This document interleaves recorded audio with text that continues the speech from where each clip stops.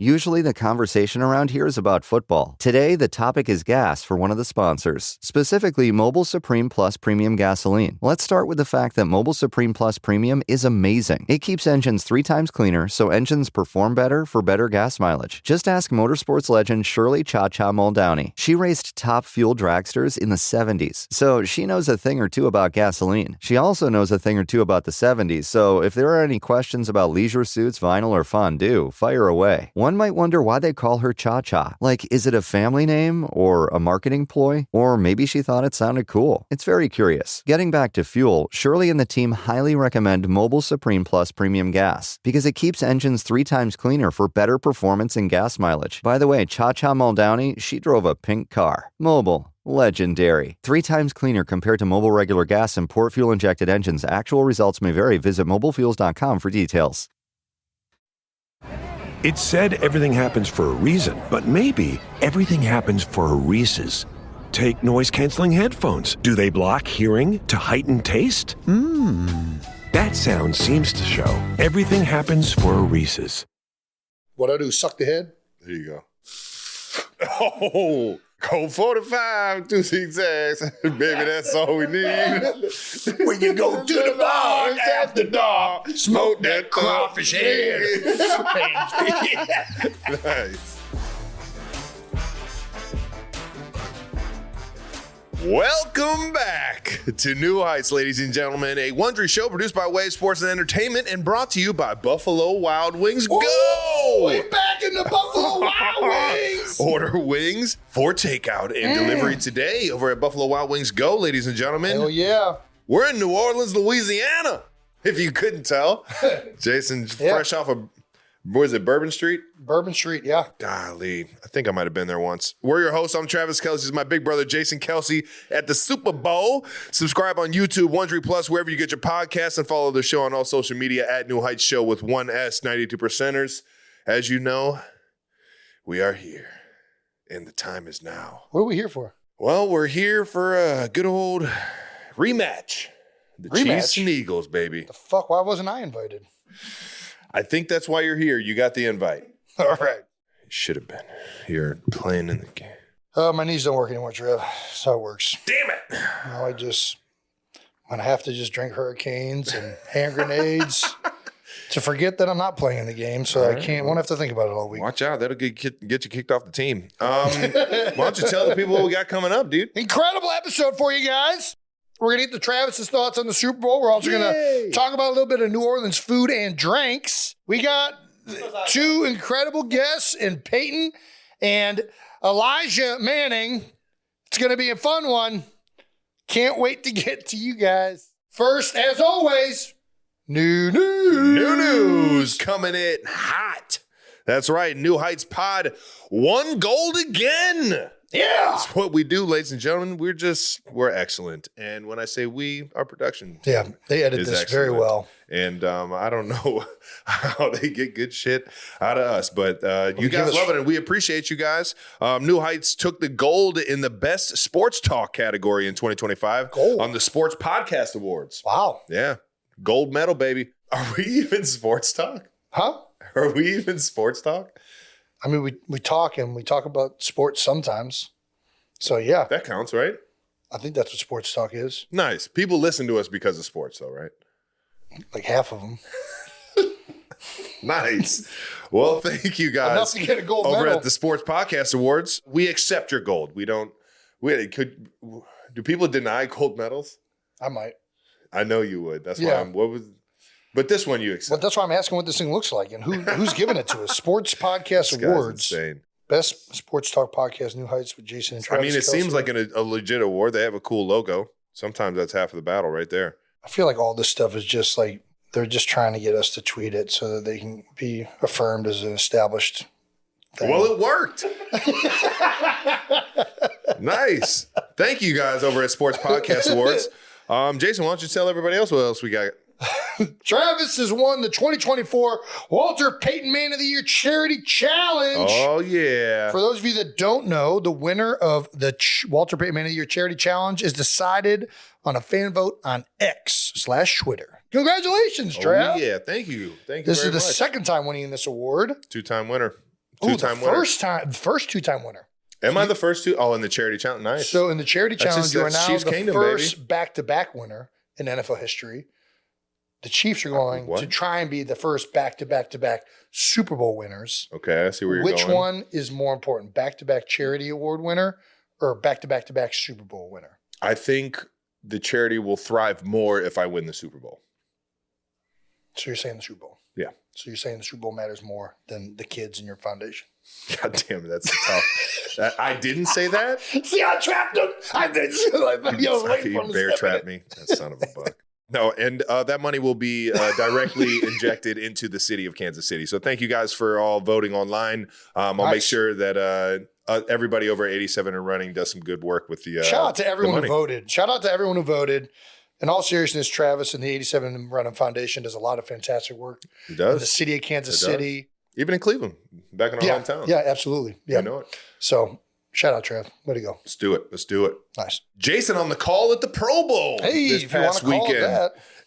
Last bit of new news. We got Jason in the booth over there in Orlando for the Pro Bowl, watching the flag football game, huh? That's right. Yep. How was it, man? How was it on the other side of the Pro Bowl? I mean, the Pro Bowl is just a blast. It's fun to be down there. You get to see a bunch of the best players in the world kind of being on the same field together, having fun, celebrating the fact that watching they're all the Avengers incredible team beasts. Up. Yeah, for sure. It's like the superheroes of the NFL. Yeah, and I think that what they're doing now is better than what they did. I mean, the football game that they were kind of trying to play was pretty boring to watch. It was a tough thing to even be a part of, to be honest. It was tough to be a part of. Here's the problem. Football is only good if people are trying to kill each other. I figured that out. You're not lying. It's not a fun sport if you're not trying to kill each other. That's kind of the intensity and the aggression is what makes it inherently awesome. So when you're not trying to do it, it's like, what the fuck are these guys doing playing football for? and that's what it kind of felt like when you were playing. That's what I felt like out there. It's like, so I'm not. We're just kind of out here slapping hands. What are we? And then there'd be one guy trying to kill. There'd always be one guy. And everybody like, why is that guy trying to play football? And you're like, fucking asshole's playing football. The fuck's wrong with this asshole? We're just trying to have fun. We're all unioned up with this fucking guy. Yeah, that's trying to win a Toyota. You can buy a Toyota. I want the MVP. I want the MVP to get the free car. It's like, well, I won the MVP. You still have to pay for the car. So anyways, what they're doing now, I feel like. The taxes on a Genesis aren't as low as you think they are. So. Shout out to Genesis. Yeah, shout out. Shout out to the Red Rocket, man. Andy Dalton throwing me a deep cross. Yeah, shout out to the 60% touchdown. All right, so we got what they're doing now with flag football. People will try for flag. That's a more like they'll have fun with it. They'll have Let's fun go have fun. I'm not here to kill anybody. And then you got the skill event. So now it's settled into something that is more, appropriate to kind of be in. And you still get to see some highly skilled people do flips into foam pits. I feel like they should do dodgeball with footballs. Dodgeball with footballs. It's not a bad idea with Nerf balls. Yeah. No, like a full-on. Like the Duke? You go with the Duke? That would hurt. Hit you in the face. No. How bad do you want to win? Yeah. It's a lot of guys that can't throw a football, surprisingly.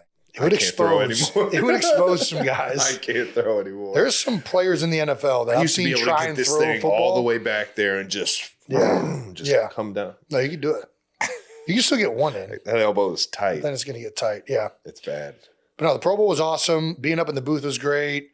I got a good bit of advice from Dan Orlovsky. Shout out to Dan. I was going to. Nice, Danny. I went to Orlando. I went to Disney the following day with the fam. Nice.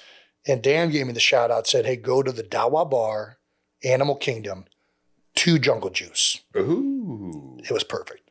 All right, Dan. It tasted great. Perfect level for walking around with a bunch of kids. It's ideal. It really made the safari 10 times better. Did you? Did you know that rhinos are moving? I don't give a fuck. This is great. I love it. Shout out to Dan for the secret to Animal Kingdom. Yeah, it's the best. Was it cold around the park? The last time that I went down to Orlando for the Pro Bowl, it was absolutely freezing. Yeah, it was like that last year too. It was cold, but this year it was like 80. Nice. It was perfect. Sun was hidden behind clouds which you want at 80. You don't want sun out with 80. Then you get a little Real dicey. swampy down there. But no, it was good. It was good temperature. Found out Scott Van Pelt doesn't like roller coasters. What? Yeah. SVP. I found a lot of times with taller people. Now, you're pretty tall. You like roller coasters. I'm in. I was not in when we were kids, though. Took me to become a man. I feel like there's something to do with to like get on height. the Millennium. Dude, the Millennium Force The crazy. Millennium. I used to have nightmares about the Millennium. I think that's why. Like, And when you always loved going on it. It's the best. It's the best ride still to this day I've ever been on. Millennium Force, Cedar Point, Sandusky, Ohio. Best roller coaster there is on the planet. I don't care what anybody says. I mean, it's hard to argue that one. Yeah, well, you can't because I just said I don't care what you said. I finally went on it.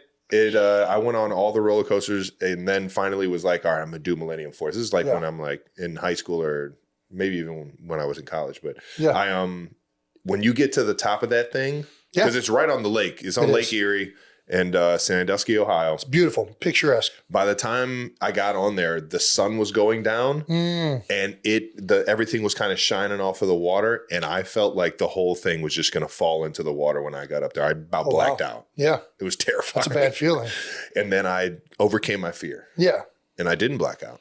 That's why I keep trying to get my kids to just go and do stuff because I feel like that's how I overcame. You just go do it. Yeah. And they're like, oh, that wasn't that bad. Dude, that's how hockey was for me, my kids will not do it. They won't do it. I didn't ice skate. I mean, they can't go on anything that extreme right now. Dad literally just threw me out there and then pushed a cane at me. He pushed like a walker at me, like an old person's walker. That always worked for us. I used it to like get up and then he was like, do a lap. Yeah. I was like, all right. And then by the time you're done with the lap, you're feeling great. I don't need this thing over there. I was flying around. Couldn't stop though. Couldn't stop. It doesn't work for my kids though. They just act like I'm being like a bad dad by forcing them to do stuff they don't want to do. And that's part of being a dad. Yeah. Yeah. I respect it. It's good. Well, not Kylie doesn't. She's like, I have to deal with this. Like, they'll be fine. Trust me. Trust Kylie. Hey, Kelsey did this to me. We be good from experience. I'm just going to spin this little teapot around. Don't trust me. Yeah, don't trust me either. It didn't work. Look at this guy. They don't. You're not gonna trust this guy? Look at him.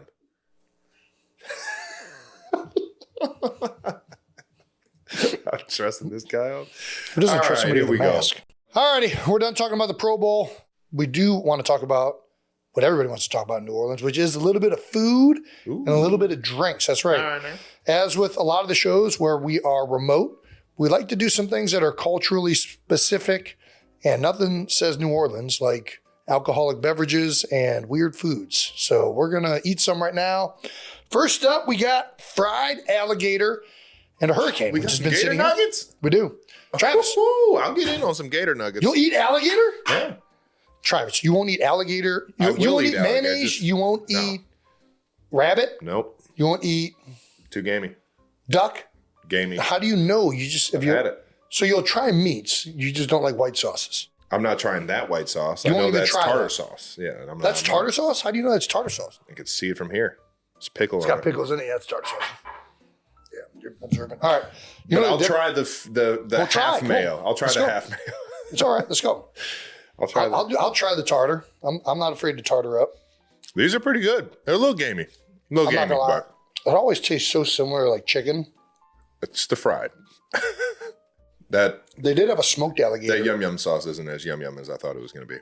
Oh, try the tartar. No. It's real yum yum. No, you got it. You got it. Give me some of that gator. It's damn good. Gator don't play that shit. I had some smoked alligator at Eagles Tailgate because it's very traditional cuisine of Philadelphia as well, and it tastes a lot like lobster. They catch those fresh every day? Right out of Delaware. Nice. You're going to clean that whole plate, aren't you? No. I'm done after this because we got more food to review. But I'm going to get to this hurricane.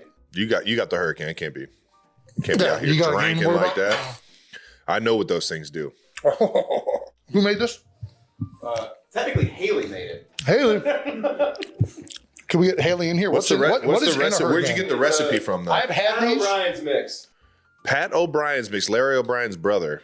I thought that was Pat O'Reilly. Yeah. That too.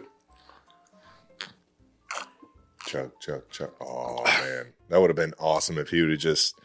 I forgot to put the mix in. What is that? Fucking rum. It's just straight rum. I think red with some red food coloring There's in some it. grenadine in that thing. Get an accelerator. Get a cherry ice pop. That always goes well with them. Man, that's really good. I love hurricanes. I'm not gonna lie. Feels like the most significant part of that is cherry. There's cherry in that thing?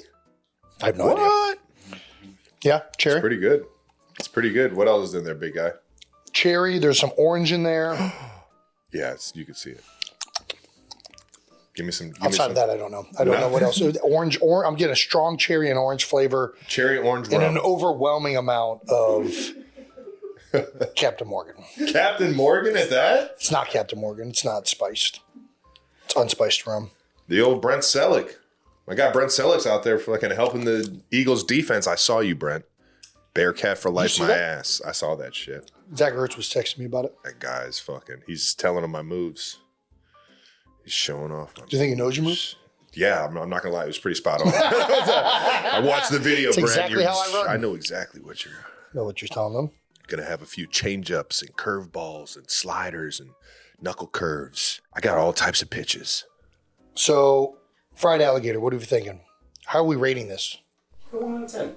1 out of 10? Honestly, I'm giving that a 6. Nice. All right. And I don't know what that means, but we both were on the same page. Travis, you have not had this hurricane, but you have had hurricanes. I have had hurricanes. In the grand scheme of drinks that you would walk up and down a street with, where does a hurricane rank?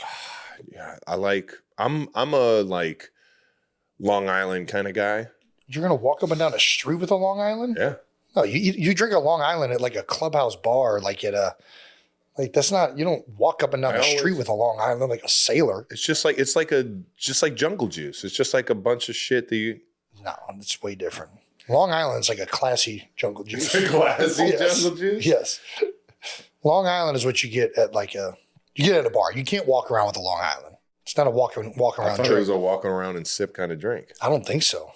All right. Well, then all I know are just bourbon street drinks. Bourbon Street drinks? Yeah. I mean, they are I learned my most lesson. synonymous with walking around with them. I don't do walk around drinks anymore, Jason. Yeah. Remember that time I got an open container in college? Did I ever tell that story on here? No. Please. I just turned 21. And I went to a house party in Cincinnati, and the cops come to tell us to shut the fuck up. And the cop walks through the door, and everybody starts running because there's a bunch of underage, I was barely over 21. Everybody else is under 21. So they start skedaddling, and I'm like, I'm good. I'm good, baby. I'm drinking a beer in front of the cop. He's like, do you live here? And I said, I'm 21. He said, I did not ask that.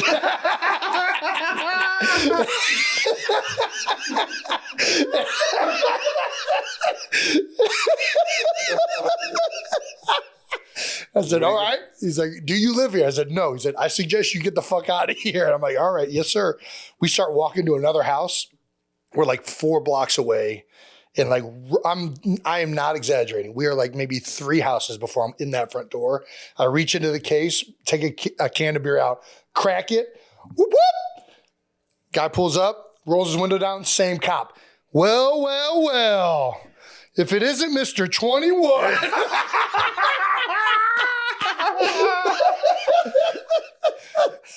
Oh, he gave me a ticket so fast. He's like, I'm not, if you know this, but you're not allowed to have an open container. And I was like, and he left one of his deputies behind to give me the ticket. Oh, yeah. And the deputy's like, yeah, you can drink the whole thing. I don't care. He's making me do this. And I was like, yeah, I deserve it. That's what happens for sure. That's hilarious. All right. That's enough food and drink for right now. Let's toss it to Peyton and Eli. I'm sure they'll be able to give us their ideas of where hurricane and fried alligator rank and their they're definitely pros. expertise with New Orleans. Ole Miss. Ole Miss. New Orleans. Where is Ole Miss? I think it's in Mississippi. Well, I know it's in Mississippi. I didn't. Oxford. Thank you. It's in Oxford, Mississippi, Jason. All right, I think it's time to bring on our guest. This has been long waiting, we're happy as hell to get you. Jason, why don't you do the honors and give them the intro? You got it, Trav. from Newman High School, New Orleans, Louisiana. A combined 18 Pro Bowls, 4 Super Bowls, 3 Super Bowl MVPs, 2 Walter Payton Man of the Years, and one of them is still undefeated in the Pro Bowl. Please welcome Peyton and Eli Manning. I like that. There we go. I like that, Jason. We're just going to bring you with us wherever we go. Give us Dude, I will gladly be your guys' permanent hype man. I think down here he actually comes with a band. I think it's like a whole thing. I want to get one. Do you guys know a good band that can be? Yeah, does Newman High School got a good marching band or what? Yeah. Yeah, solid. Really solid. Solid. I could think of a few others that might be a little better. We can start with Newman. Let's start off with the Pro Bowl, man. You guys went head to head down at the Pro Bowl. Yeah. And Eli Got the three-peat. Yeah, you got the three-peat, dog. I think. How's it feel? How's it feel? Just Peyton's officially on the hot seat, I think, as coach. I saw some breaking news headlines kind of Adam Schefter on social media. So, I mean, if he does get fired, I'll probably hire him as my special teams coach next year. Teamer, quarterback coach, or water boy or something. I mean, the problem is, just to be honest, is that there's a lot of Pro Bowlers every year that are starters that just happen to be on the Chiefs, but they're not eligible to play in the Pro Bowl because they're in the Super Bowl. So, and I'd be a game changer in that game for you, Peyton. I would. Travis, I kind of blame you and Patrick. How's that? The Chiefs' fault. Chiefs' fault. Yeah, Chiefs are in. Eli, I do got to ask you, was that your idea with Turpin? Whose idea was that on defense? Just blitz Turpin every single snap. I thought that was genius. Yeah, there's these special teamers. They kind of have rules around. We want the offensive guys playing offense, defensive guys playing defense. We had 2 special teamers. That we don't have any special teams. There's no kickoff returns or punts. So they can freelance. You can use them however. So I said, hey. I told Larry Foote, I said, Turpin's your special blitz guy. He's fast. He can run. Had a couple sacks. He's not going to get tired. Like the first series we were rushing some outside linebackers. They were kind of rushing in there because they don't want to drop. These guys are professional rushers. They're not drop guys, covers guys. But then Burrow's running right by him. So Turpin got the call pretty quickly.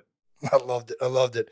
Peyton, we also had your son Marshall out there, maybe throwing better than all the quarterbacks there. I mean, this was impressive. I think we got a clip here. Does every Manning get a chance to throw the pill? Are they just like it's just in them to be able to huck it or what? Well, it's kind of like I told Eli. We were not raised to be kickers. We were raised to be quarterbacks, and so that's kind that of commercial, by the way. It's kind of all we know. Can't outrun anybody. Certainly can't kick, but look, that's kind of why I sort of coach the Pro Bowl. Travis, I mean, my son Marshall for the past 3 years gets to warm up Joe Burrow. The best quarterbacks in the NFL. I don't know how you beat that. He's playing catch with Jamar Chase and pat and go with Justin Jefferson. So what a cool moment for him. The kid in me is so jealous of Marshall, man. That is such a cool opportunity for him to go out there and have some fun with the gang.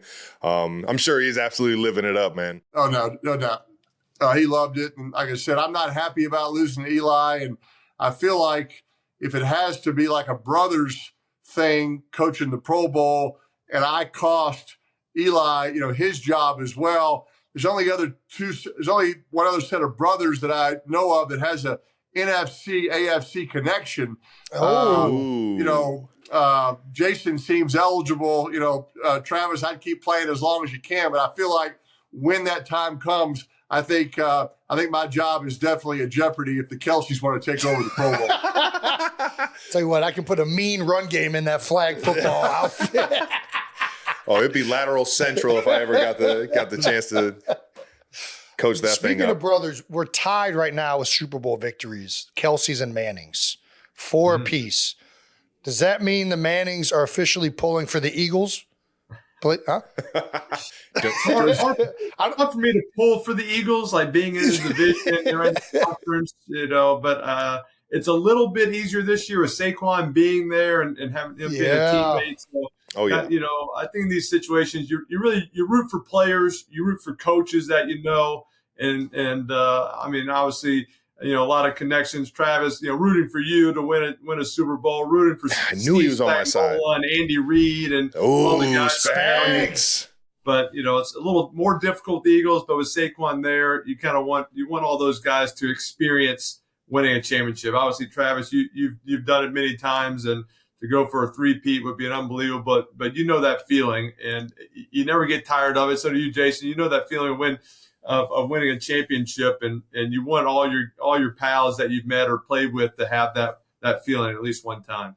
I mean, my question would be, Jason, if we're even, really with the amount of rings, I know certain teams, certain owners, when they win, they give rings to alumni who are just integral and kind of creating the culture of the team. I can't think of a guy more significant and kind of creating that tough, run the ball, tough offensive lineman culture than you. So if the Eagles happen to win, do you think you would get a ring? Do you think you deserve a ring? Let's just settle it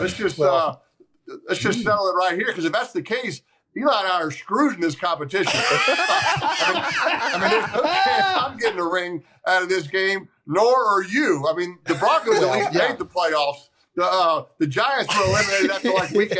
Hey, you don't get rings for making the playoffs. You don't get rings. I will gladly decline any charitable ring that they're going to be trying to give out to me, because I don't deserve any of it. But I did lose my first Super Bowl ring in Nevada chili. I will take another one of those if they want to just print that one out again. I can take that one again. Yeah, I like it. You were just talking about the big field goal kick you guys got coming up here. Gronk has missed it 2 years in a row, I believe. Are we feeling confident we can at least get one up and over? Jason, we actually were in Orlando. We watched some film with Gronk. Gronk drove down from Tampa and brought film of his first 2 kicks. And we were kind of learning what not to do, right? Gronk had his whole family out there the first kick. He had a full uniform on. He had a helmet. It was windy that day in Arizona. By the way, I think there's something about Gronk missing when the Chiefs are in the Super Bowl. That seems to be the theme. So hopefully that doesn't apply to us. Eli pulled a quad in practice. I don't know if he put that out in the injury report, if that should change the odds. But I have a new respect for kickers. I've been so sore every time I practice. I really don't know why it goes in and why it doesn't go in. There's no pattern to it. But I haven't pulled a quad. I'm healthy going into Sunday's Kick of Destiny 3, and I think I'm going to make it. Oh, I love the confidence. I'm healthy now. This is about 6 weeks ago. Did pull a quad, and I've been. You've been practicing for 6 weeks? 6 weeks, yeah. I started 6 weeks ago, day one. I mean, it's lots on the line. I get it. He's just getting healthy, though. He's been on the sideline for a little bit. Yeah, no stretch, no nothing. I was just like, I'll just kick a 25-yarder. I was like, put it at 25. I kicked one. It went in. I kicked the next one, and it went 4 yards with a pulled quad, and I limped. Oh my God! So I kicked on Monday this week. It felt good. I didn't get to the full 25 yards, but I just kicked about a 20-yarder, and I think I'll be ready for Sunday. The adrenaline will get you that extra. They said they could give me a Toradol shot now that I'm not a player anymore. I'm taking both. This guy's committed. This guy's committed. Full throttle. I'm going game day mode, full warm up, full super tee shot, get everything. I cannot wait to see this, man. Jason actually had a similar experience where he got to respect the kickers a little bit as well. Trying to kick a field goal on college game day in front of Pat McAfee, man. It was classic. I was on a slant. I was on a slide, like a slight angle in boots. Yeah. Well, you chose to wear the boots, so. No, that was part of the sponsorship I had. Shout out to Timberland. Great job, Timberland.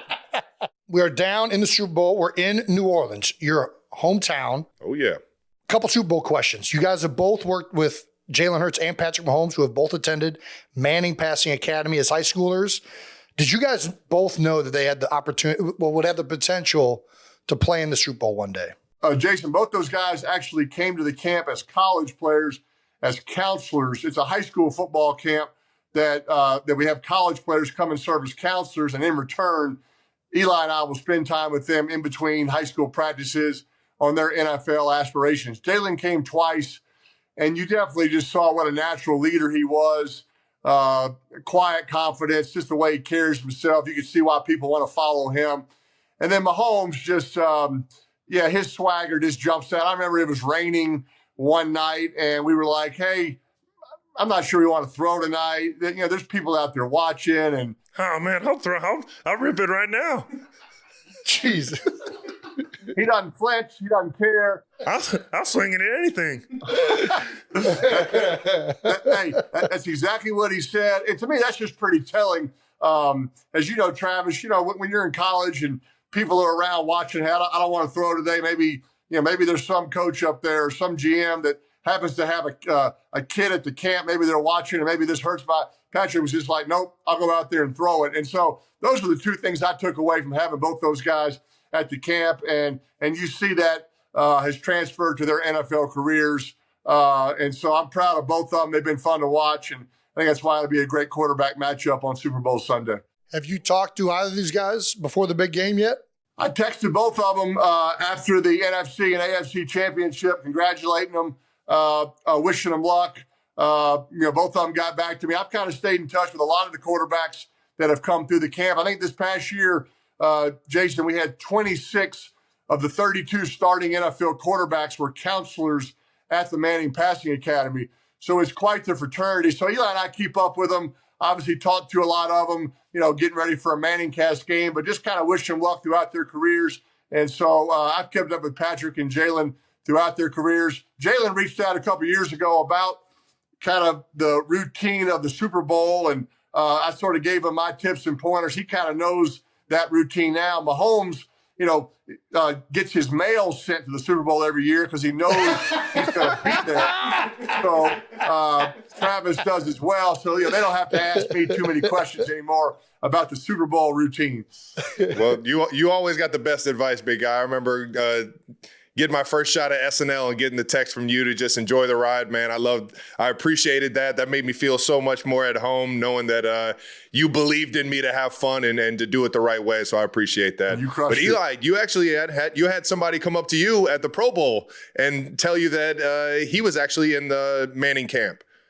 Yeah. The wide receiver from Atlanta, right? Yeah. Hodge, there it is. Yeah, he came up and said he was a camper. He came his junior year. He was a quarterback, and he came to the camp. And that's crazy. Obviously, we told him, I think you should try receiver. And so we saw right there. It's like we did 7-on-7. He was playing receiver some, made some plays, and now he's making the Pro Bowl. He's a special team guy, but he's a receiver also in the NFL, and so just a great story. So we've had a couple quarterbacks in the NFL also. I think Russell Wilson was a camper. He not as a counselor, became as a camper in high school. The new coach of the Jaguars, Liam Cohen, was a camper. How about that? Nice. Duval. So that's how old we are. We got coaches.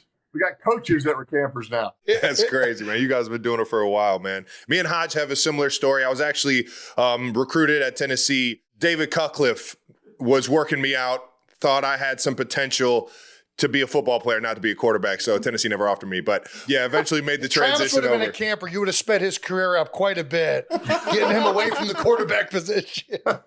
Exactly. No, that's awesome stuff you guys do with the young guys, man, and always paving the way for the future, man. That's always good stuff. Thanks. Eli, you were talking about your former teammate, Saquon Barkley. And when we had Saquon on the show, we do a lot of the welcome to your NFL moments. And his welcome to the NFL moment was when, or at least he said, you shoved grass in his mouth. Yeah. Is this a confirmed story? Yeah, this is a confirmed story. Every year before the first preseason game, and a lot of these years, kind of the starters aren't playing much, and they're really going over a little bit that first game what the routine is before the first preseason game. Like, how do we line up? How do we stretch? Like, how do you run out of the tunnel? Like, all the, pat and go. So we're kind of doing those things. And, I'm kind of sitting on the sideline a long time. And I always kind of walk up to the guy, to a few of the rookies, and I'm kind of holding my mouth and I'm going, man, I got to get my teeth been bothering me. I got to get my wisdom teeth pulled after the game. And they're kind of asking questions. I asked them if they've ever if they have or had their wisdom teeth pulled, whether to say yes or no. I say, can I see? Can I either see your wisdom teeth, or do you still have holes in your mouth? And so when they kind of open up and look up and open their mouth, I got a big clump of grass and dirt in my hand, and I just throw it in there. And I've gotten like 3 or 4 guys on that first practice. I've gotten a few coaches. So good. One time, the best, Sean O'Hare and I were trying to get a rookie, and Amani Toomer came over. Amani is like in his 9th year, and he just like jumped in the conversation. Like, we're not talking to him. We're like trying to, and he opened up, and O'Hara put the clump of grass in his mouth. That's so bad. And we weren't trying to get you. You offered up this information. I just couldn't resist. You volunteered yourself. Yeah, That's so good, man. Since we're on the Super Bowl, do you guys, either of you, have a welcome to the Super Bowl moment? I mean, I think look, it was my 9th year playing in it for the first year, and just down in Miami, it was raining that year. It was the only Super Bowl that it really had rained. But I think Billy Joel sang the national anthem. I think there's something about being on the sideline when that national anthem plays. Watching it all those years as a kid. Travis, my first Super Bowls as a kid were in New Orleans. Obviously, I saw who's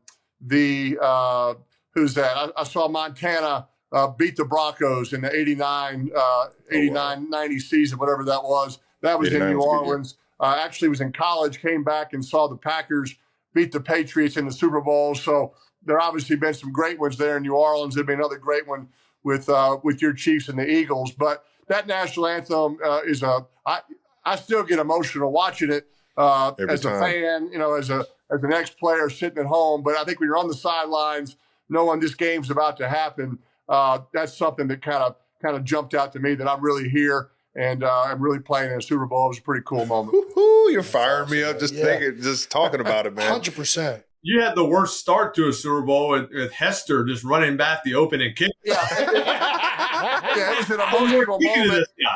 It was an emotional moment that kind of ended pretty quickly when Hester ran the opening kickoff. All right, we got to lock in, boys. We got to lock in. That's too good. Eli, you got one for us? I think it's just, for me, it was just trying to get that first completion. And I just remember, you're just nervous. I mean, kind of a new nerve, and you play the whole season, you play playoff games, you play the NFC Championship, and all of a sudden it's like a Super Bowl, just all the the lights and the national anthem and everything going on.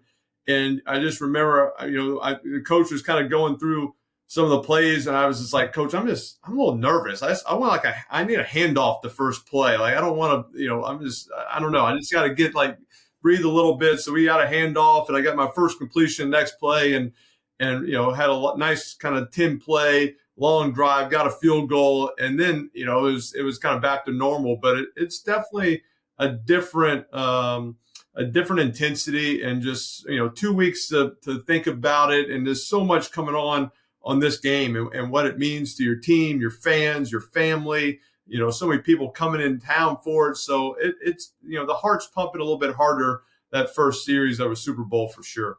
100%. I still don't remember the first half of the one that I was in. I have no idea. I remember we started the game down 10 in my mind. I'm just like, how did this happen? Where did this? Well, Pat Mahomes, I need you more now than ever. Travis, you've been running the wrong plays for the first entire half now. I'm locked in, Coach. I got it. I got to ask you guys as a center. Peyton, you brought up Sean O'Hare, so I'm going to come back to you, Eli, because I do know Sean O'Hare very well. I also know Jeff Saturday very well. There is a moment on the sideline between you and Jeff. Legendary. And I think everyone knows which moment I'm talking about. It's one of my favorite interactions of a quarterback center of all time. Just two ball How players. quickly did you realize you were mic'd up? The whole time? Or it was just like mid fury of just like, I'm tired of this guy bitching. I need to like, go ahead. All right. I mean, look, when you're mic'd up, to me, the sooner you can forget about it, the better, right? I always For sure. kind of knew I was mic'd up in pregame warm-ups because they, you put your pads on, you can see the tape over the mic, so you're just kind of thinking about it, and hopefully once the game goes. But we had run the ball all the way down there.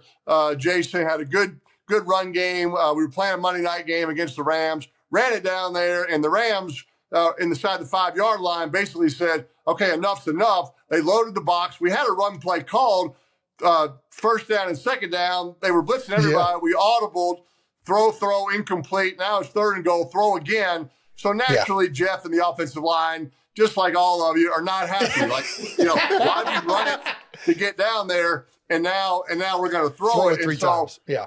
And so we sit on our separate sides of the bench, but I can hear them talking.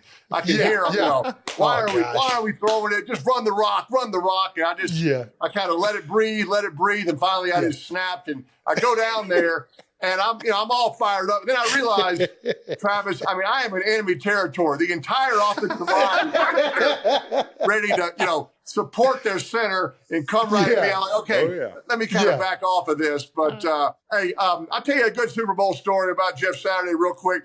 Every Thursday during our entire career in Indianapolis, Jeff and I played together forever. We always did wet ball drills, right? Where, we're taking snaps before practice and the equipment guy is spraying the water bottle on the football, creating the environment. And Jeff would get so mad, Travis, because he'd say, Peyton, we're playing in the RCA Dome this week. There's no chance of rain. I'm like, you never know. There could be a leak in the never know. It's ritual at this point. You're going to prepare. Anyway, we do that for 8 years, right? And every Thursday, no matter what, we get to the Super Bowl. It's raining like just cats and dogs, and we have 0 fumbled snaps. The Bears have 3 fumbled snaps. And I say that's why we've been doing the wet ball snap drill all these years. So those little things pay off in the Super Bowl. They pay off. I love it. Even when you're a dome team, baby, that's good shit right there.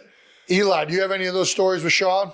Yeah, or any of your centers? Well, I had wet ball drill with Sean every single day. It's a shredder.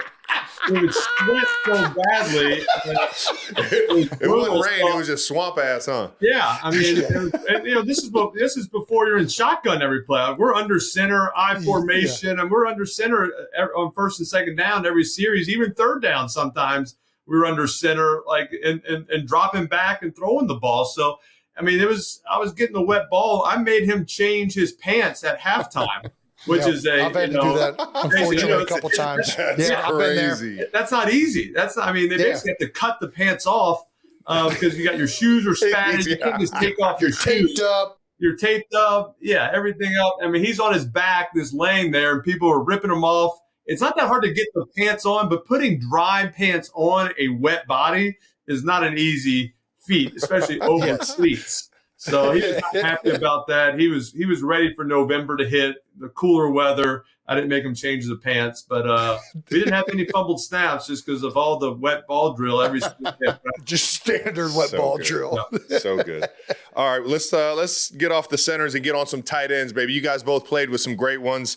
Jeremy Shockey, my guy Dallas Clark, absolute legends, man. I remember coming in and wanting to be like Shockey. He was such an energy, like he looked like a force to be reckoned with every single time he played the game. And Dallas Clark, his fearlessness over the middle, Peyton. I don't know how many times I saw you guys throw a bender in cover 2 and he just went up there and just got smoked for the team. He just no gloves on, just going up, just running through a wall for a guy. Shockey's bender is a little bit different than Dallas. Shockey, when you have a bender, that word means something different to Shockey. Yes. I had to ask though, what do you think it is about tight end and quarterback like relationship that really gets the best out of the offense? To me, look, they're closer to the quarterback than the Z or the X or the slot. They're right there. Yeah. Just kind of 3 players away, right? Guard, tackle, tight end. So they're kind of one of the last guys that you kind of almost break the huddle with, I feel like, Travis. Yeah. So you could always, I see Travis and Patrick talking as they're breaking the huddle. And so you can kind of get the last word in. Hey, if they blitz, break hot. Hey, look, watch out for cover 2 man. Give the guy a little stick to the outside before you bend it. And so I think just that little extra conversation, maybe that closer proximity kind of creates that tight end quarterback bond. And I always felt like I knew where Dallas was going to be. Look, what Patrick and Travis have created is a whole different level, but it's just a real comfort zone. And I love Dallas. Like you said, he was fearless across the middle. We were down there with Kittle. He was talking about tight end you and it's so much fun. And Olsen and how Dallas still comes back and works it. So special. It's a special connection when you have a quarterback and tight end that have that feel for each other. There's a confidence there, and I felt that way with Dallas. And obviously, you and Patrick have had that forever.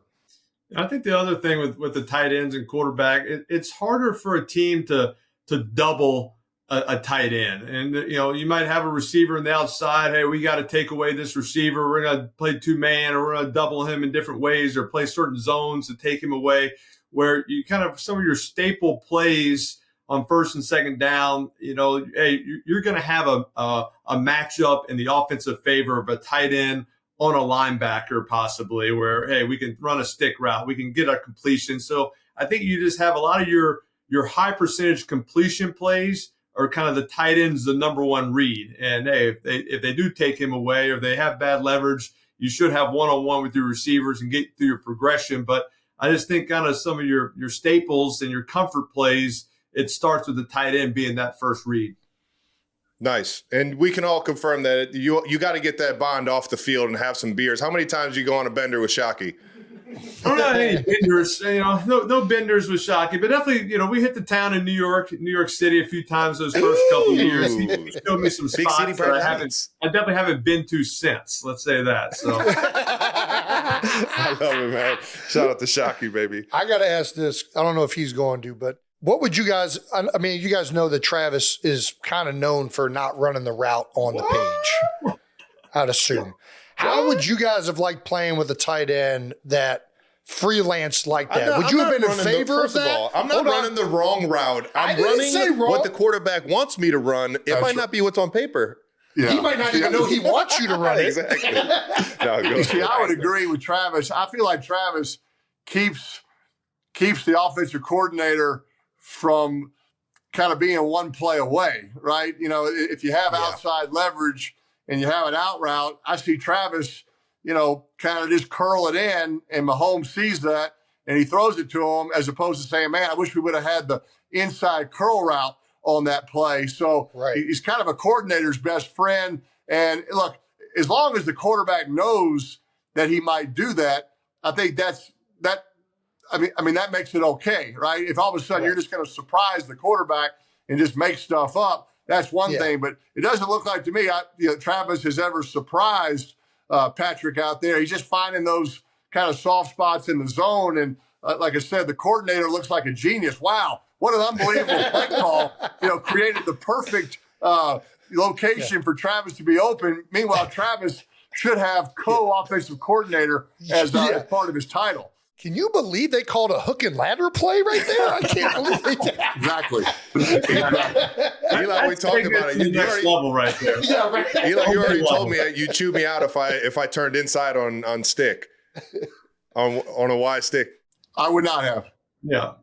No. You wouldn't have thrown it? Absolutely. And I disagree with Eli. I see teams doubling you all the time. They just don't do it very well. They don't really take you away. They still kind of somehow leave you open. I don't really know why or how they do that, but you beat the double teams, and like I said, if they're doubling you, that means somebody else has got to be singled. That's a good thing. Yeah. We'll get to our last segment here. It's called We Gotta Ask, but you don't have to answer. You guys can tell us to fuck off if you guys don't want to answer these, but it's always fun, man. We close all our convos with this segment, and I'll get to the first one. Who got into the most trouble growing up? And you guys can even throw Cooper into this. Yeah, definitely Coop. Definitely. Coop. Yeah, Coop. Yeah. Very strange. The one brother that's not able to defend himself is immediately. Yeah. Coop kind of set the tone, and so we kind of knew maybe to do the same things without getting caught. Coop was the one that got caught, and so Eli and I could kind of learn from there. There's something about them older brothers not knowing how to not get caught. You got to flank. You got to learn the art of flanking. I got suspended every freaking year of elementary school for getting in a fight. Travis got into a fight and then went to the principal's office and got tickets to the Cavs game because everybody loved him so much. That's because I was such a good artist, Jason. I won a contest. That was besides the fact. But yeah, no, it was cool seeing Cooper up at the Super Bowl opening night last night. Yeah. Was he in the marching band growing up? I mean, he wore that outfit pretty goddamn good. Absolutely not. No, I don't know where he got that costume. Zero band experience, I can promise. That's good. He likes the harmonica, though. If you give him the opportunity, Is he harmonica, he will. Oh, I would love to hear that. That's a lost talent. That's a lost that. talent right there. Yeah. Can he bend the notes? Can he do blues harmonica, or is he straight in and out? Okay. You got our band geek all fired up over here. I'd say he's new to it. It's all new. He's like a Bob Dylan, just kind of. Yeah. Okay, I got you. All right. What's Travis route running? All right. Your pops, Archie, was also a quarterback in the NFL for 13 years. What advice did he give both of you guys? Ooh, slide. Slide. Yeah. Slide. He also told us we're not very fast, so don't run. And first place, he could run. That's He good had the advice. ability. And he said, don't do that. Y'all are not fast. And when you get out there, get down, don't take hits. And, we learned that the hard way. It only takes one hit in the NFL, and you're like, yeah, I should have listened to Dad. He's definitely right. I'm going to go back. Yeah. Definitely slide.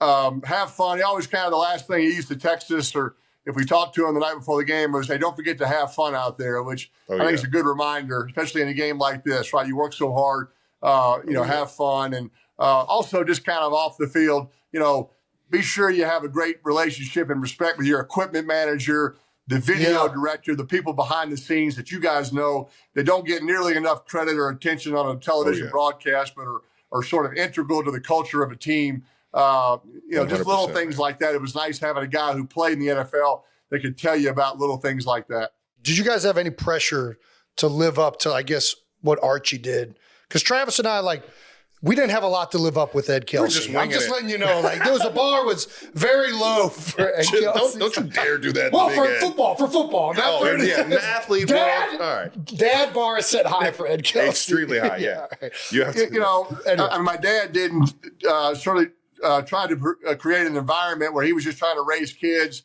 He wasn't trying to raise NFL quarterbacks, and maybe that's why it ended up happening, because, he encouraged us to play sports because of the valuable lessons that sports teaches. But, never once did we talk about this is what you have to do if you want to play in the NFL. It was, hey, work hard to be the starting quarterback on the JV. And after that, maybe see if you can start on the varsity the next year. And his rule, Jason and Travis, was if we wanted his help, we had to go and ask him, hey, Dad, will you come to the school on Sunday afternoon and throw with our receivers?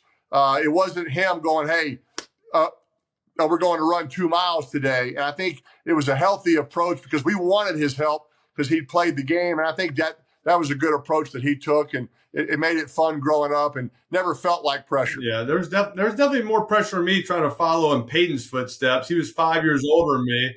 I go into high school. He set every record. I'm going into college. He was just up for the Heisman. He was the first pick in the NFL draft. And it's like, geez, Louise, you feel like, didn't have to do the best at everything that I enter into and follow your footsteps. So, but he was a great big brother.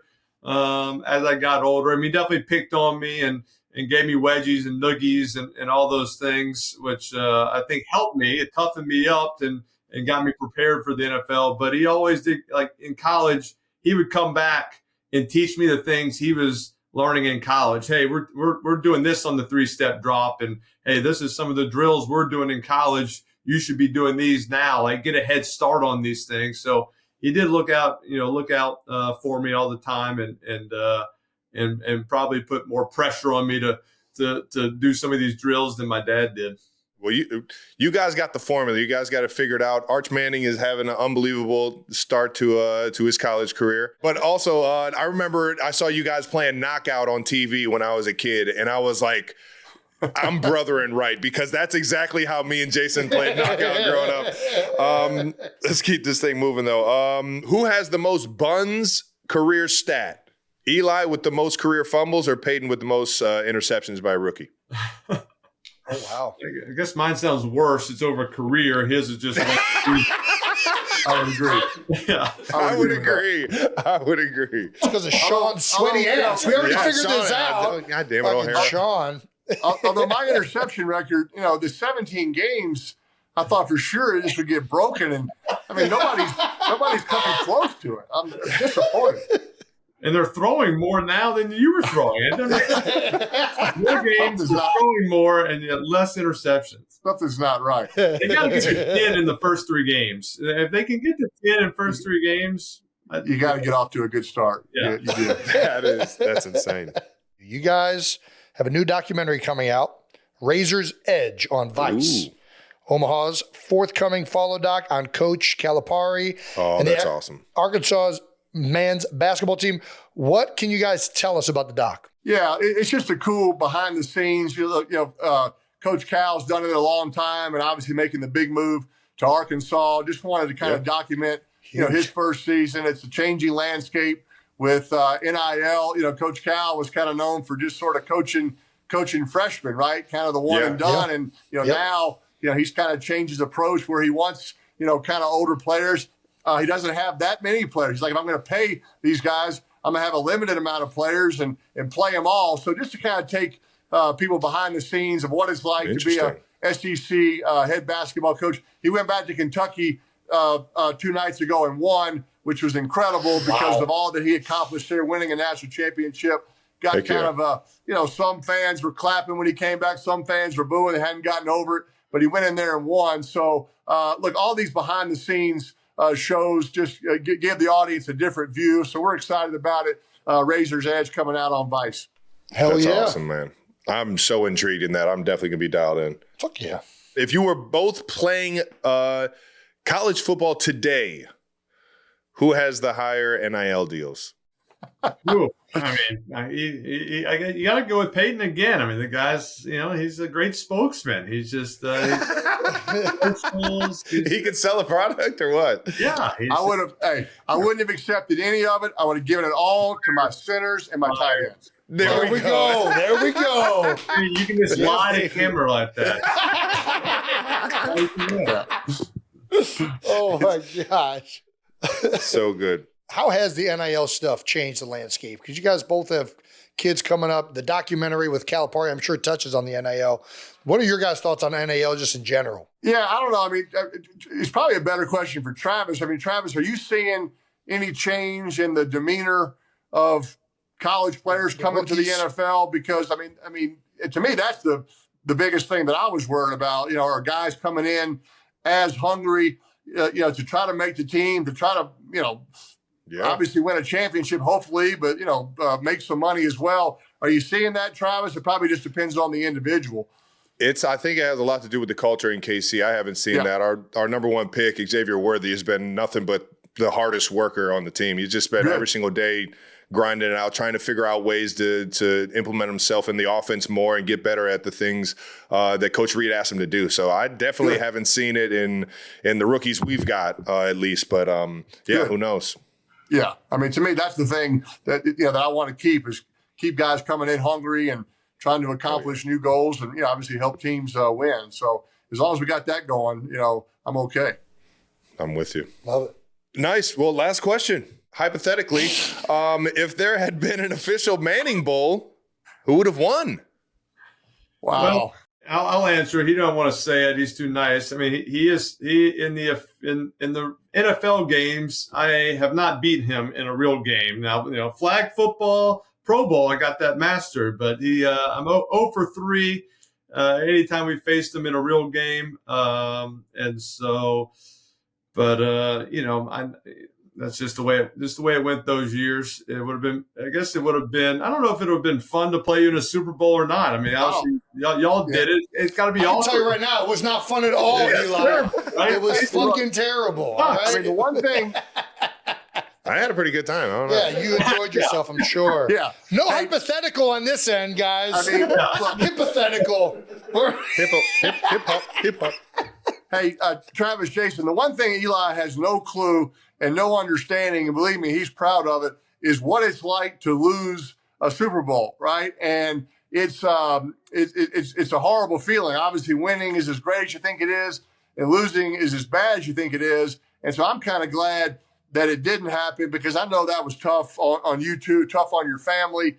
And Eli and I played 3 times in the regular season. My parents were an absolute wreck, and just in a regular season game. And now you take that to the Super Bowl, and knowing, obviously the attention a quarterback's going to get in a Super Bowl, win or lose, knowing that, one had to win and one had to lose. I probably wouldn't wish that on my family. So I'm probably glad that it didn't happen. And I think the way y'all handled that several years ago and the way your family handled it was first class. I know that was not easy.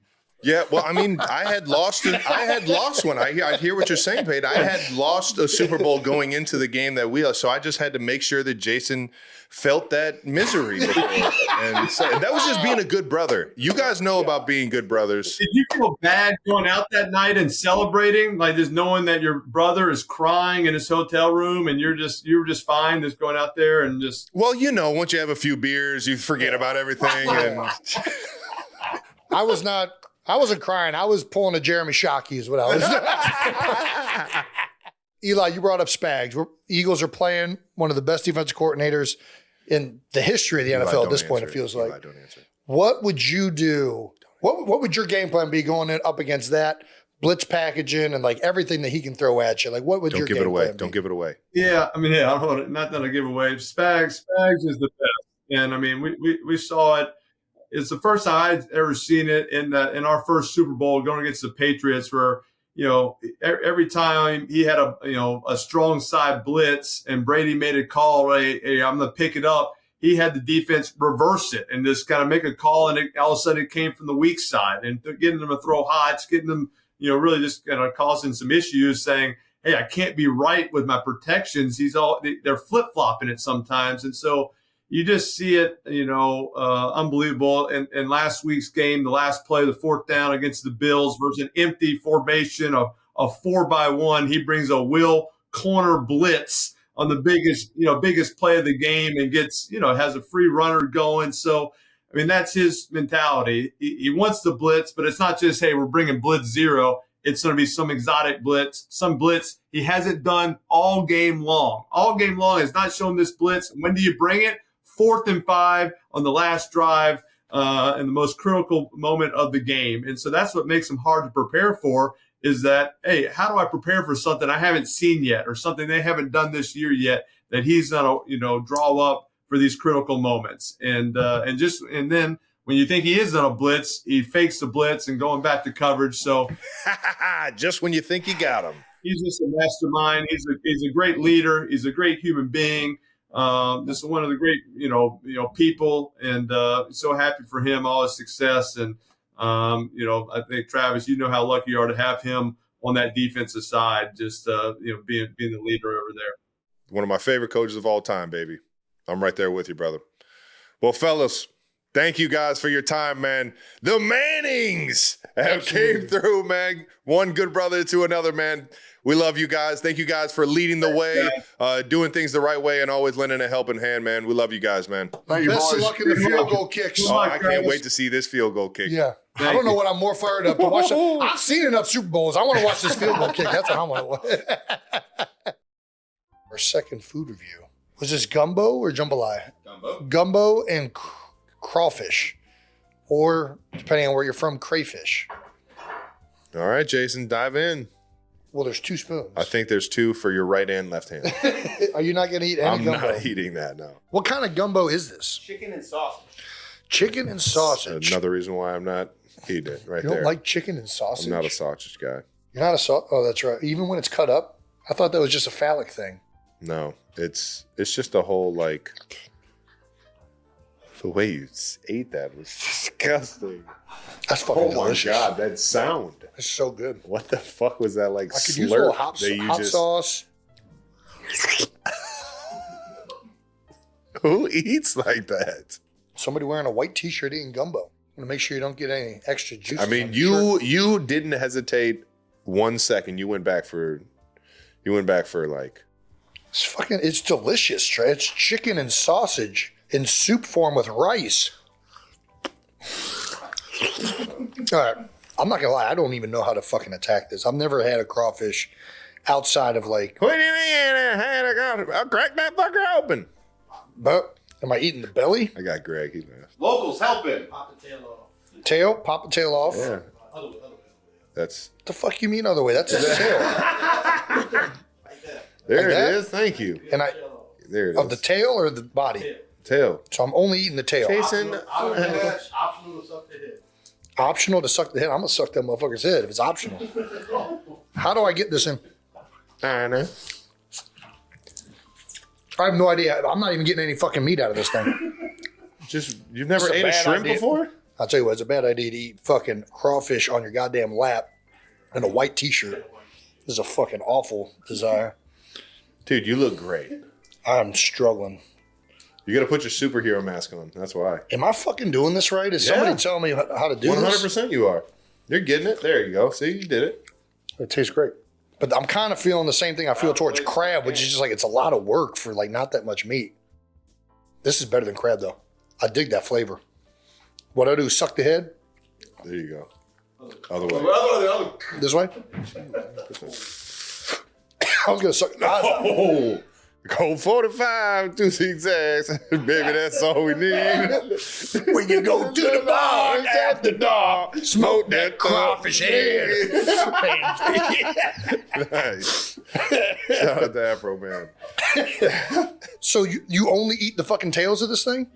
The fuck? That just seems like such a waste. Look at how small its tail is. When you get in the rhythm, man, just keep going. Oh, yeah. Well, I need to see what your rhythm's like, man, because I'm getting no rhythm.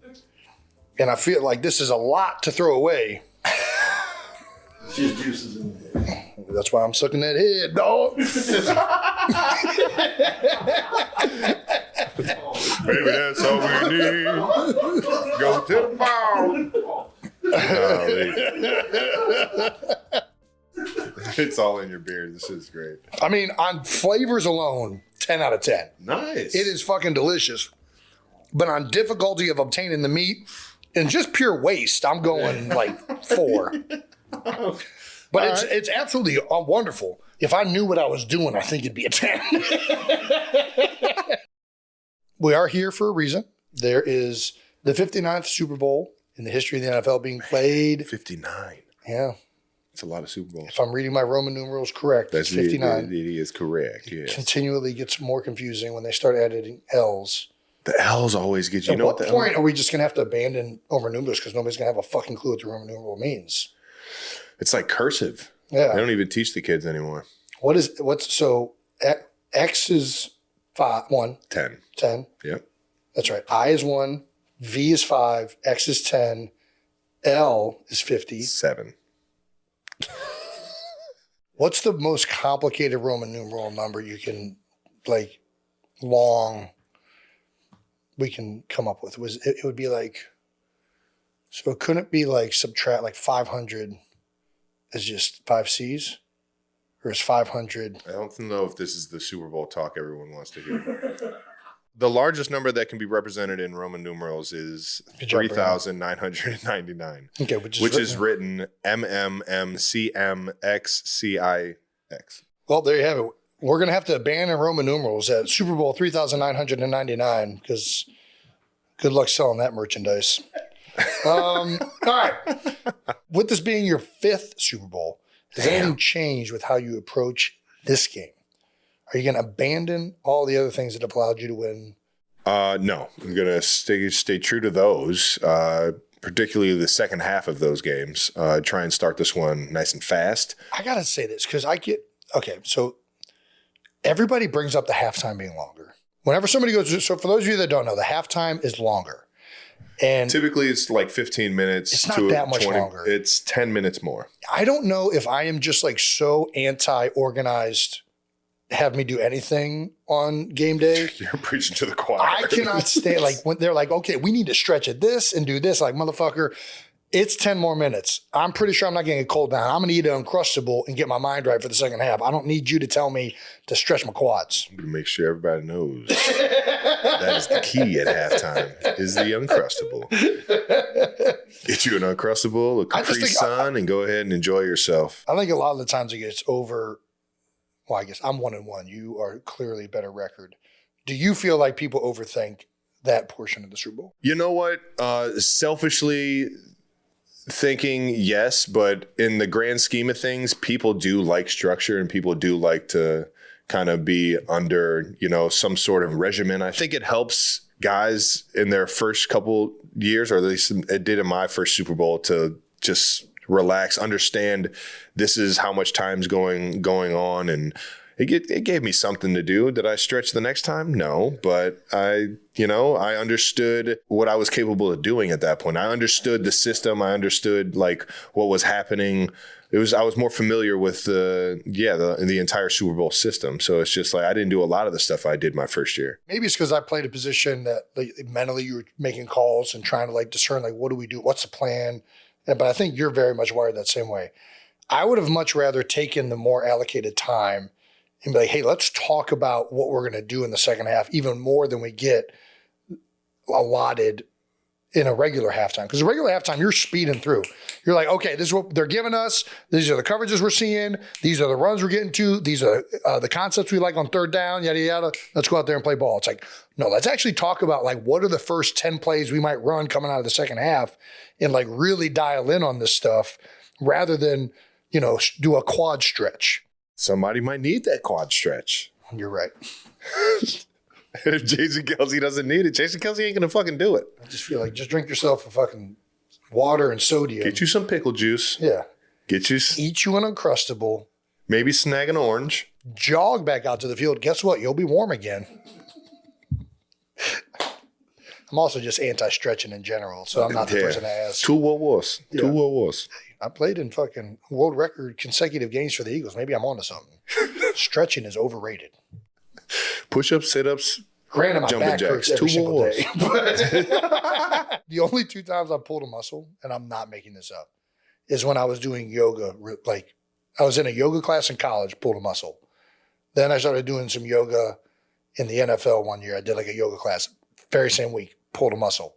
And I'm like, this stretching shit is for the birds, dog. It ain't for me. But to answer your question, I think over the last 4 Super Bowls that I've been to, I am at a completely different place as a leader.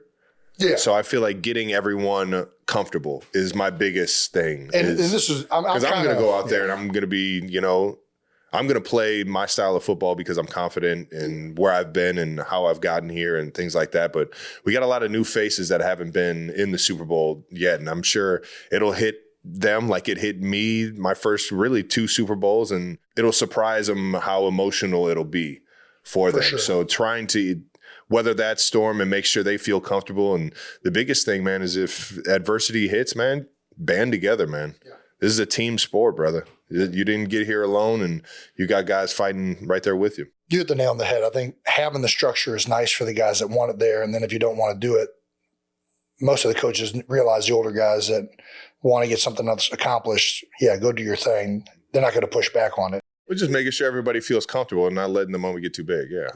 That's going to be my biggest concern is just making sure everybody feels comfortable and playing our style of football, man. I think we're playing the best team that we've played yet, and it makes sense going into the Super Bowl. I think offensively, defensively, special teams-wise, both teams match up really good. And at the same time, I got all the confidence in the formula that we've had under Coach Reed and just how we do things in KC. And I just, I believe in the guys next to me, and if we play our style of football, man, we're going to put ourselves in a good situation. That's the biggest thing. The emotions of the game can cause people to do uncharacteristic things that they normally wouldn't. Yeah. So how do we avoid it? Can either make you timid or make you way too ballsy. Yeah.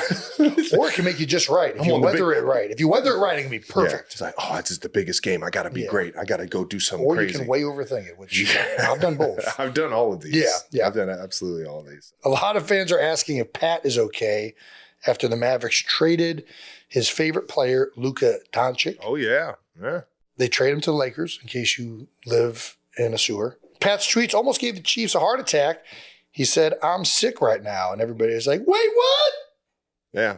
I knew exactly what it was because, Yeah, you were probably with him. well, I'm in a few different group chats with him, and everybody was like, "Pat, what the fuck is going on in Dallas?" He's obviously a Dallas kid and grew up a huge Dallas sports fan. And Pat get any has answers? been at countless games. We were actually at a game, and I got to say what's up to Luca. We talked about it on the show. Yeah. And Did Pat say what's wrong with what happened? I'm pretty sure nobody knows exactly what happened other than the GM. Even Mark Cuban came out and said, I was listening to my guy Jan Parsons talk about it. He said, "Yeah, I don't have any idea what's going on." Yeah. It's still up in the air on if it was the good move, the right move to make. Did you see what was the? What do you think? What do you think the equivalent? Well, you don't even watch the NBA, so I gotta. I watched some of it. Oh, all right, nice. Yeah, I have not watched any this year. Who's in the number 1 seed for the East? I've just told you I've not watched any this year. I know it's not the Sixers. Yeah, you're right. They are struggling. It's the team that honored you and gave you a jersey that you sat courtside at, Jason. Cavs. Nice. They're balling like that. I knew they had a good start to the year. I've not followed them. Damn it. Go Cavs, baby. It's our year. Let's go. But at the same time, yeah, that tweet and everything kind of got confusing, but Pat's good. Pat's all good. He's not actually sick. He's healthy. It'd be good. All right, let's fucking go. Yeah. I can't wait for this Sunday, man. I'm so freaking fired up. If it wasn't for the Mannings getting me fired up talking about the national anthem or Jason talking about how he'll be happy if the Eagles win, I am so fired up for this game. I love it. And I relish in these moments, man. I've been waiting all year to fast forward to this game, man. And What's the most electric national anthem? you Super already Bowl? know is Chris Chris Stapleton? Stapleton. God, he There's killed just no one even close. Fucking killed it. On seen him this week. I on a can't sad day, I will put that video on. I'll go to YouTube Just and to I will watch me and just Nick to. Sirianni cry and then revel in the fact that you beat us. I never looked at it like that. Chris Jones cried too. To be fair, Chris Jones. I cried, but I kept my composure. Yeah, that's But what you trying more to say. so, Chris did his thing, and one of my favorite performances ever. Yeah, it was very electric. Nice. Well, let's get to our last food review. And you make folks feel what you feel inside. All right, Brandon, bring the king cake and the beignets in. Oh, yeah. Trav, are you allowed to eat this? No, but I am. What? Wait, are you allowed to eat it or are you not allowed to eat it? No, I'm not allowed to eat this, Jason. But for the sake of the show, I will eat this. You're willing to do something like that? Dude, what if Andy came in right as you were about to take a bite and took it out of here? I'd fucking offer him one and see what happens. All right, which one are we going at first? King cake or Let's the go beignet? cake. Let's go cake. The beignet is going to be messy. It's the closest one. All right. Ooh, I love the texture of that cheese. A little cinnamon delight. So what is a king cake?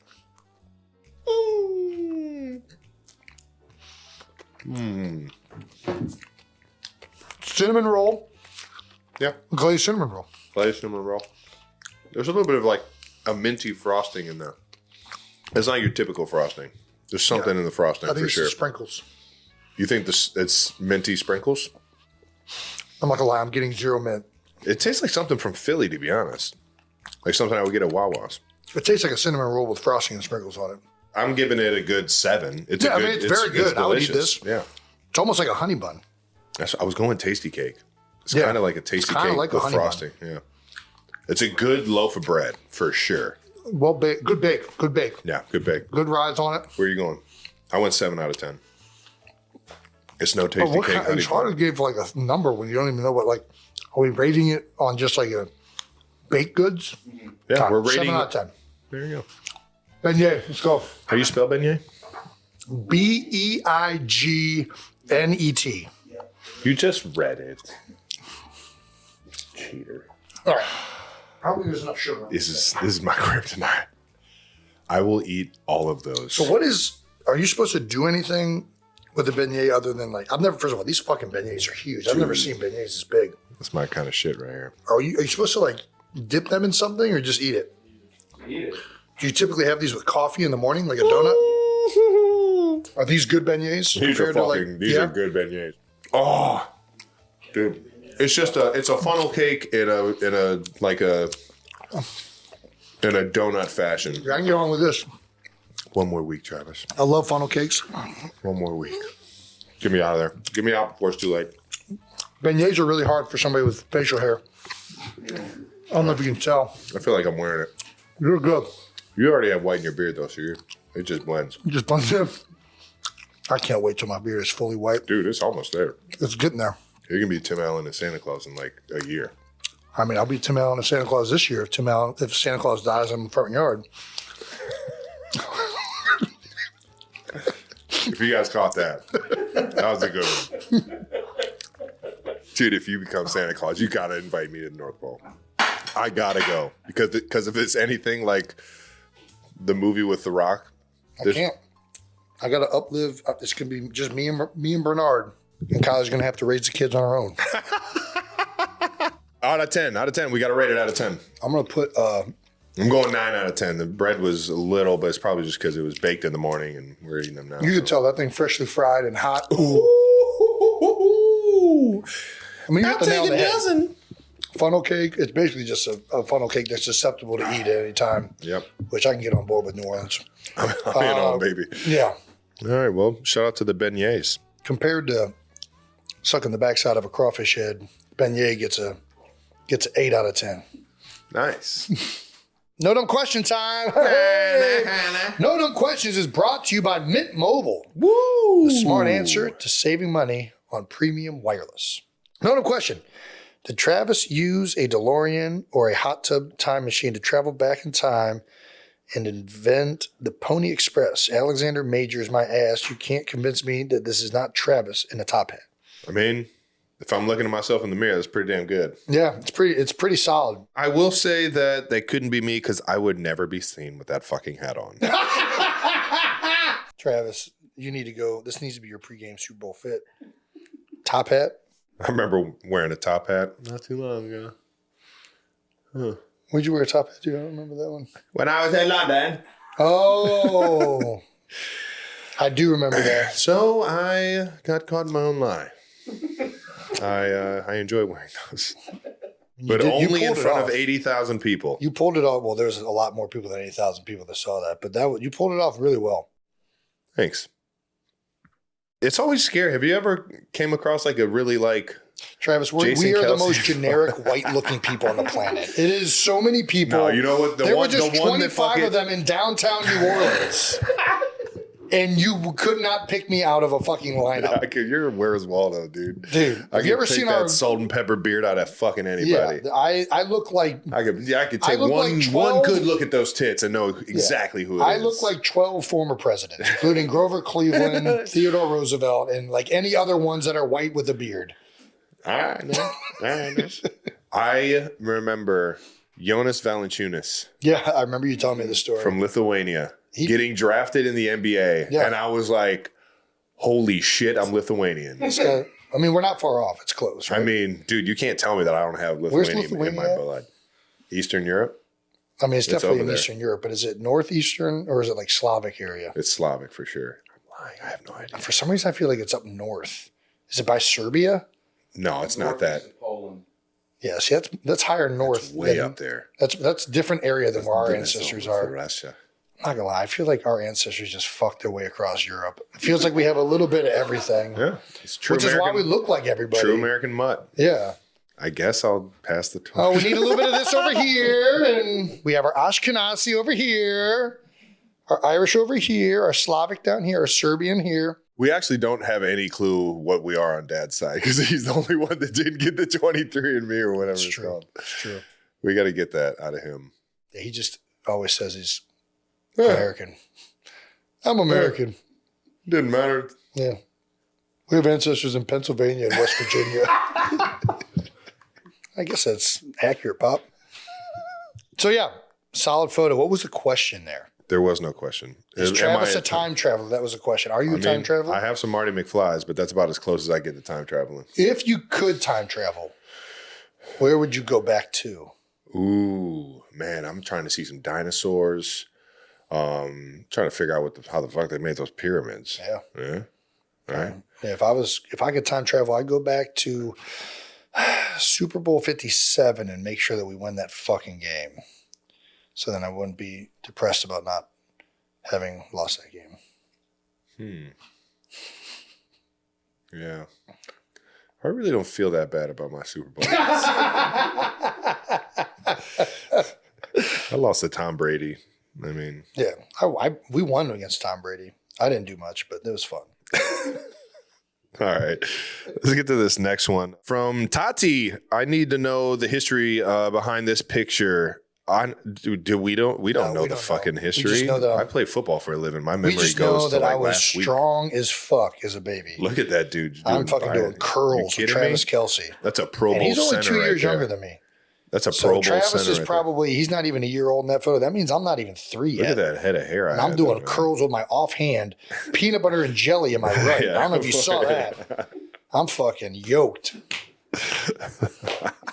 dude, It's impressive. This might be the most impressive photo of my life. Dude, Captured at 2.5 years. You got to get that outfit, dude. That is your kind of outfit. That's my outfit. Dig the socks. Got a nice bulge going.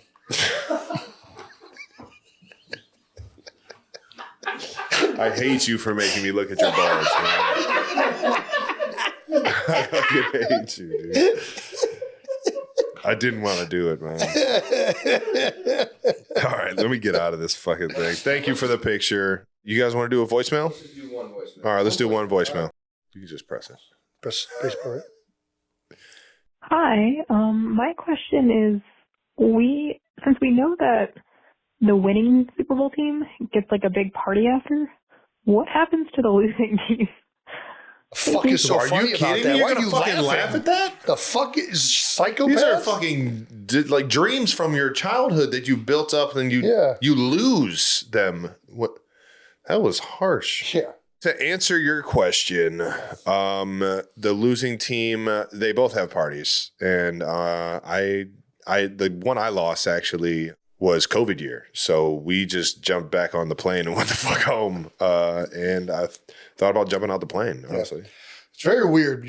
So they already have the parties set up in advance, so you still have the party.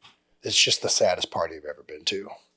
Picture a birthday party combined with a funeral, and that's what a Super Bowl losing party feels like. The funeral always overrides it for sure. Yeah, no, it's like, well, because there's a bunch of like happiness that it's themed with, but everybody feels like somebody just died. Yeah, kind of trying to justify what happened, and oh yeah, like it was a fun season, and you remember like if we would have done this, if we would have done that, and coaches are leaving, and you're saying goodbyes to teammates who aren't going to be there next year, just going on a Jeremy Shockey. Shockey, man. Yeah. I was on a Shockey for a good 2 years. The good thing about the Super Bowl is you're going to go on a Jeremy Shockey. It's just you don't know which kind of Jeremy Shockey you're going on. Oh, you know. But if you win, you're going on a Jeremy Shockey. And if you lose, you're going on a Jeremy Shockey. Shout out to Jeremy Shockey for being the best of both worlds, man. For being the tight end that Travis Kelce looked up to Oh his my entire God, life. I still do, Jerry. Yeah. I got to meet you with Shockey, man. Fuck. You never met Shockey? Dude, he's literally the only one. I haven't caught him at any of the NFL. What is he events. doing now? Pretty sure he's hanging out around Miami football. He went to the U, so Yeah. I think he helps those guys out and just enjoys South Florida. It's not a bad life. Yeah. All right. Well, that's it for No Dumb Questions, You heard brought the to you man. by Mint Mobile. Yes, sir. Well, that does it for this episode of New Heights. Good luck to the Big Yeti in the big game. Make sure you're subscribed on YouTube to the New Heights channel and follow New Heights in the Wondery app or wherever you get your podcasts. You can also listen to new episodes of New Heights early and ad-free right now by joining Wondery Plus in the Wondery app or on Apple Podcasts. Once again, New Heights, a Wondery show produced by Wave Sports and Entertainment and brought to you by Buffalo Wild Wings Go. Oh. Let's go, Sports Bar. So nice. We were supposed to do some harmonies too, but follow the show on all social media at New Heights Show with 1S for fun clips throughout the week. Thank you guys, the production and crew. Another amazing season complete, and we appreciate the 92%ers for always tuning in. You guys are the best, and we'll see you guys after the Super Bowl. Oh, yeah. Enjoy Super Bowl Sunday, go, baby. Peace.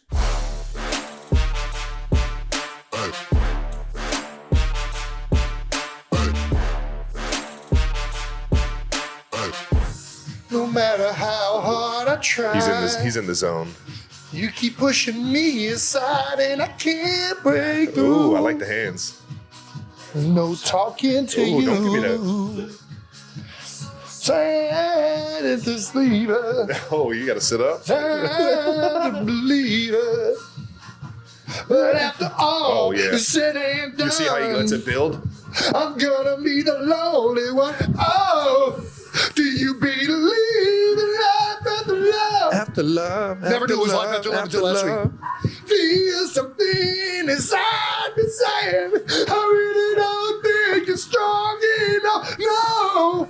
That was beautiful.